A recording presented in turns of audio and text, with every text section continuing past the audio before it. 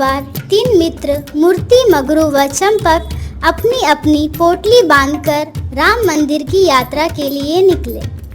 तीनों परम मित्र यात्रा के लिए पैदल ही निकले। जहां उन्हें भूख लगती वो बैठकर अपनी पोटली से खाना निकालकर खा लेते। प्यास लगती तो वो कहीं नदी सरोवर ढूंढकर पानी भी पी लेते हैं और थकान लगती तो वो कहीं भी बैठकर विश्राम कर लेते। कई दिन बीत चुके हैं मित्र, अब हमारे पास भोजन भी समाप्त हो गया है। हाँ मित्र, थकान भी बहुत लगने लगी है और मुझसे चला भी नहीं जाता है। चलो आज की रात यहीं गुजार लेते हैं, कल सुबह देखा जाएगा। हाँ मित्र, चलो ऐसा ही करते हैं। फिर तीनों मित्र पेड़ के नीचे लेट जाते हैं और जल्द ही खर्राटे लगाने लगते हैं। परंतु आधी रात में भूख के कारण तीनों की नींद खुल गई। हाय हाय, मुझसे अब और भूख बर्दाश्त नहीं हो रही। हाँ मित्र, भूख तो मुझे भी बहुत तेजी से लगी है, परंतु इतनी रात को भोजन मिलेगा कहाँ? मगरू, तुम तो हम सबसे बुद्धिमान हो, अब तुम ही बताओ हमें क्या करना चाहिए, वरना भूख के मारे तो मेरे प्राण ही निकल जाएंगे। सब लोग अपनी अपनी पोटली टटोलो और देखो, कुछ ना कुछ तो पड़ा ही होगा। मेरे पास तो केवल एक मुट्ठी चावल ही बचे हैं। मेरे पास तो आधी मुट्ठी के लगभग चीनी ही बची है। फिर तो बात बन गई। मेरे पास डिब्बे में थोड़ा दूध बचा है, हम लोग खीर बना सकते हैं। फिर तीनों मित्र ने जंगल से सूखी लकड़ियां बटोरकर आग जलाई और हांडी चढ़ा दी। ओहो, कितनी अच्छी खुशबू निकल रही है। चुप कर मूर्ख, इस सुगंध को सूंघकर तो मेरे पेट में और चूहे कूदने लगे हैं। खीर तो बन रही है, लेकिन इतनी जरा सी खीर से एक चिड़िया का भी पेट नहीं भरेगा। खीर तो बन गई, अब किस बात की देर? जल्दी से हांडी को नीचे उतारो और खीर को बराबर 3 हिस्सों में बांट दो। दोस्तों, खीर तो इतनी कम है कि हम तीनों में से किसी एक का ही पेट भर सकता है। फिर उचित यही होगा कि इस खीर को हम तीनों में से कोई एक ही व्यक्ति खा ले। इसका तो एक ही उपाय है कि इस खीर को कोई एक ही व्यक्ति खा ले, कम से कम उसका तो पेट भर जाएगा। लेकिन यह खीर खाएगा कौन? इसका फैसला कैसे होगा? इसमें फैसला करने की क्या बात है, तुम दोनों तो बहुत दरिया दिल हो। यह खीर तुम दोनों मुझे ही खाने दो। लेकिन मित्र, मगरू, तुम ऐसा फैसला कैसे कर सकते हो? कुछ ऐसा उपाय निकालो कि खीर एक ही व्यक्ति खाए और सही व्यक्ति खाए। काफी देर सोचने के बाद मगरू बोला, रात होने में कुछ ही घंटे शेष बचे हैं। हम लोग एक कार्य करते हैं कि सभी लोग सो जाते हैं और जो इतने समय में सबसे अच्छा सपना देखेगा वही इस खीर को खाएगा। इस बात पर तीनों सहमत हो गए, लेकिन तीनों को नींद कहाँ आती, पर वे सब सोने का नाटक करने लगे। सभी अपने अपने मन में एक स्वप्न सोचने लगे ताकि खीर उन्हीं को खाने को मिले। कुछ ही देर में सुबह हो गई, तभी चंपक की नींद टूटी। अरे दोस्तों, सभी लोग उठो और अपने अपने स्वप्न के बारे में बताओ। तभी मूर्ति और मगरू भी उठ बैठे। वाह, मैंने कितना सुंदर स्वप्न देखा। तभी चंपक बोला, अरे भाई, सुंदर स्वप्न तो मैंने भी देखा, तुम अपने अपने स्वप्न के बारे में बताओ। सबसे पहले मूर्ति बोला, तो सुनो मित्रों, मैंने देखा कि एक राजा शिकार खेलते हुए इधर से निकला और मुझे देखकर वह बहुत प्रसन्न हुआ और बोला, वाह, कितना सुंदर नौजवान है। चेहरे पर इसके इस प्रकार तेज है जैसे कि यह कोई परिक्रमी और ईमानदार व्यक्ति हो। हम अपनी पुत्री का विवाह इसी के साथ करेंगे। एक सैनिक मेरे पास आया और मुझे जगाकर राजमहल ले गया। वहां जाकर राजा ने मुझसे पूछा, हे नौजवान, तुम्हारा नाम क्या है? मेरा नाम मूर्ति है महाराज। मैं अपनी पुत्री का विवाह तुमसे करना चाहता हूँ युवक। जी महाराज, मैं आपकी आज्ञा के विरुद्ध कैसे जा सकता हूँ? लेकिन विवाह से पहले आपको मुझे भरपेट भोजन कराना पड़ेगा। और दोस्तों, कुछ ही देर में मेरे सामने 56 भोग की थालियां लग गई। मैंने वर्षों बाद खूब पेट भर कर भोजन किया। इसके बाद मैं बहुत अच्छी नींद सोया। वो कन्या यानी कि मेरी पत्नी, वो इतनी सुंदर थी कि यदि तुम लोग मेरे सपने में आकर देखते तो तुम लोग भी जरूर जल भुन जाते। कुछ दिन बाद महाराज का देहांत हो गया और मैं वहाँ का राजा बना दिया गया। तभी चंपक ने मुझे जगा दिया और मेरा सपना वहीं पर टूट गया।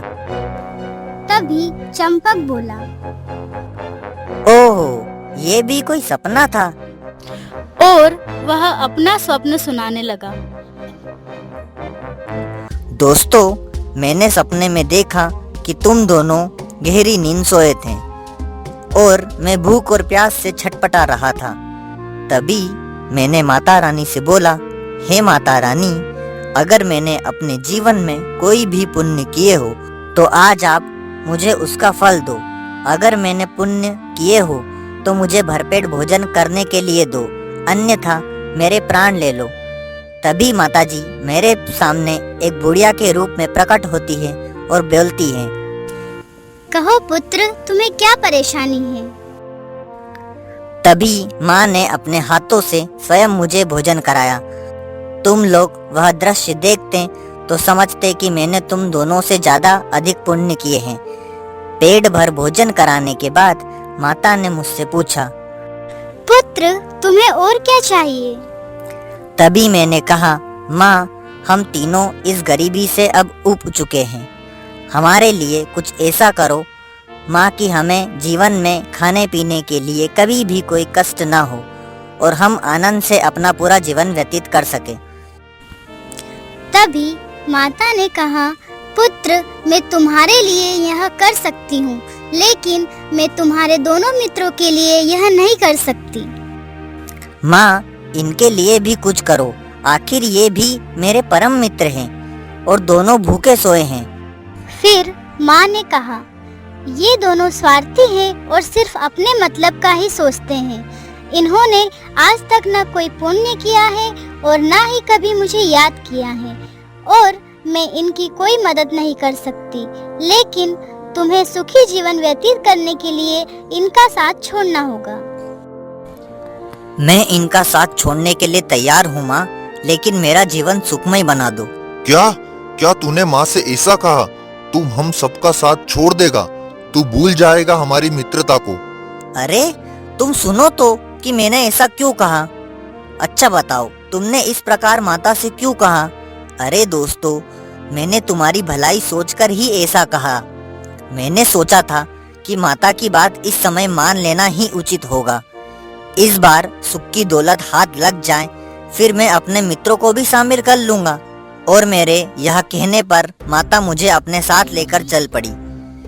माता, आप मुझे कहाँ लेकर जा रही हैं? परियों के देश। तुम वहाँ आनंद से जीवन व्यतीत करोगे। जब हम वहाँ परियों के देश पहुँचे तो हमारा भव्य स्वागत हुआ और वहाँ मेरा विवाह परियों की रानी की बेटी के साथ कर दिया गया। मैं वहाँ आनंद से रहने लगा, लेकिन घोर की किरण के साथ मेरा स्वप्न टूट गया और मेरी आंखें खुल गई और मैं चाहकर भी तुम्हें वहाँ नहीं बुला सका।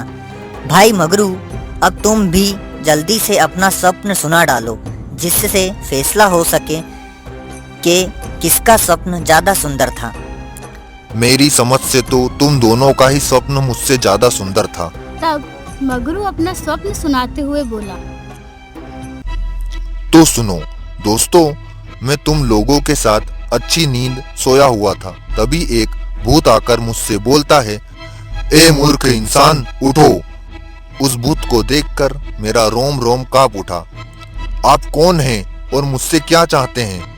मैं काल दैत्य भूत हूँ और मैं उन लोगों का शिकार करता हूँ जो भूखे पेट सोए हुए थे। जैसा कि तुम आज भूखे पेट सोए हो, मैं आज तुम्हारा शिकार करूंगा। मेरा ही शिकार क्यों महाराज? मेरे दो मित्र भी तो भूखे सोए हैं, अब उनका शिकार क्यों नहीं करते? अरे मूर्ख, तेरे दोनों मित्र बहुत चालाक और क्रूर है।